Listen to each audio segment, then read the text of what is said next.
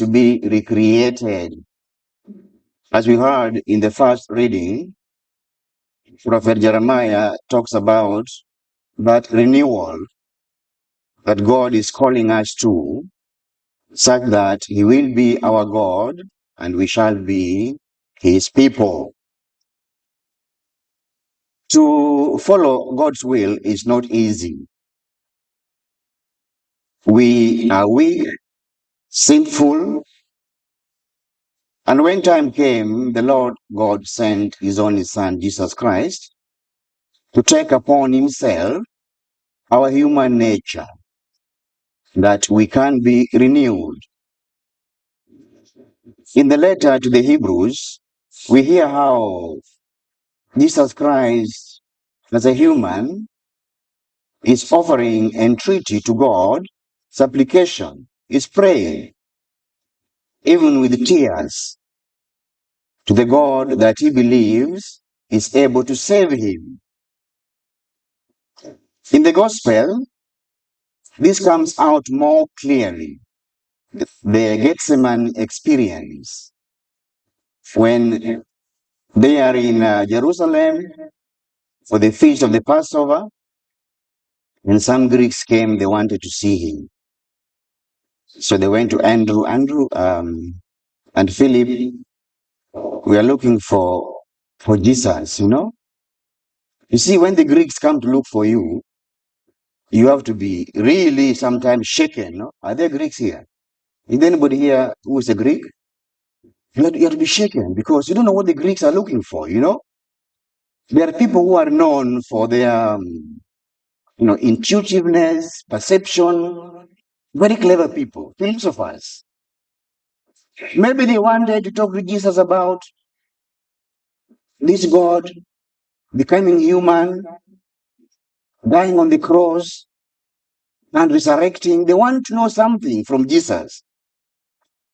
You remember when Paul went to Areopagus, and then he spoke about the resurrection to the Greeks. They just laughed. This man, is he normal? How can a dead man come back to life? So Greeks want to look, they want answers. They want answers. So when they came to look for Jesus, we don't know what happened. But Jesus just said, now the hour has come for the Son of Man to be glorified. Father, glorify your name. And a voice came from heaven saying, I have glorified it. And Jesus listened a bit. What did I hear? And the voice said again, and I will glorify it again. Then the story goes, and Jesus says, my soul is now consumed. What can I say? What can I say? Can this chalice pass away from me? I've done God's will. And because I've been able to do God's will, his name has been glorified in my life. I have been obedient to his will. And I came here because of this community, because of you and me, so that I will let them know that there is no glory without suffering. They are very sad, they are sorrowful, hardship in life, problems, and sometimes you say, where can we go? Is God with us? So God coming to share in our difficulties, in our sorrows, in our sadness, he's saying to us that I am always there for you. And I will love you up to the end.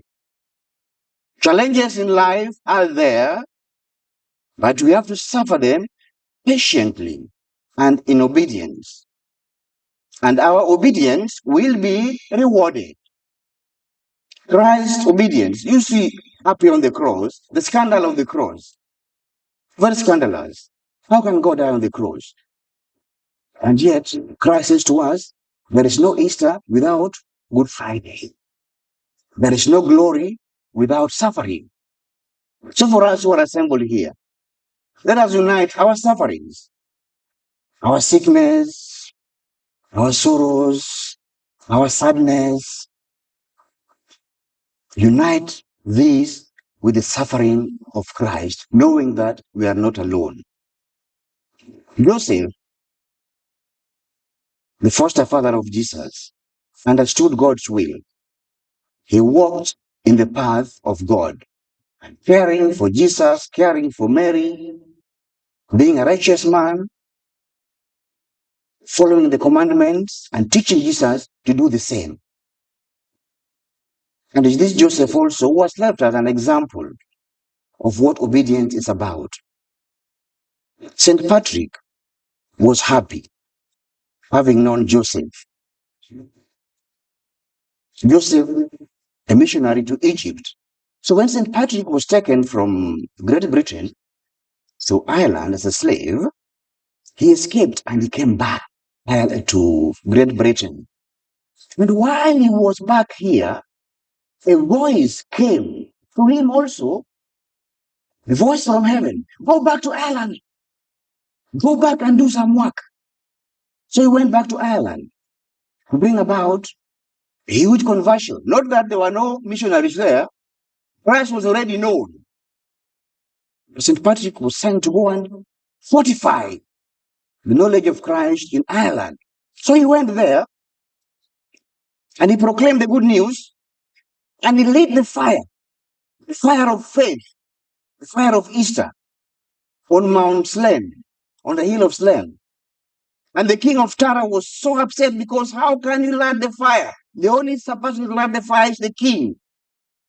So the servants told the king, if that fire is lit by Patrick, it will never be extinguished. And Patrick lit the fire, and the fire was never extinguished. The light of Christ, calling us to walk, not in darkness, but in that light. So following the example of St. Patrick, I don't know about Irish coffee is not told in the story. Bacon and cabbage is not in the story. What is in the story is that St. Patrick lit that light. And we are called to walk in that light.